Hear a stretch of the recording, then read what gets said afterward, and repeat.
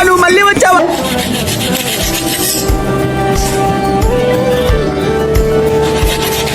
Okay, നമുക്ക് ഇതിനകത്ത് ഇട്ട് കൊടുക്കാം. ഇതാണ് നമുക്ക് ഉണ്ടാക്കാൻ എടുക്കുന്നത്. ഇനി നാരങ്ങ പിഴിഞ്ഞ് കൊടുക്കാം.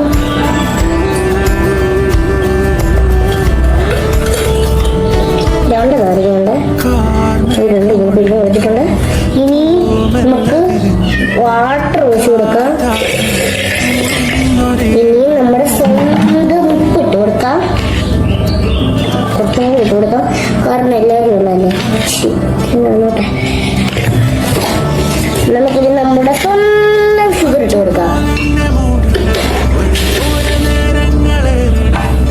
ഇത്ര മതിയെന്ന് വിശ്വസിക്കുന്നു. ഇനി നമുക്ക് ഇങ്ങനെ മിക്സ് ചെയ്യാം. രസമില്ലേ കാണാൻ? നന്നായിട്ട് നമുക്ക് ടേസ്റ്റ് ചെയ്യാൻ നോക്കാം.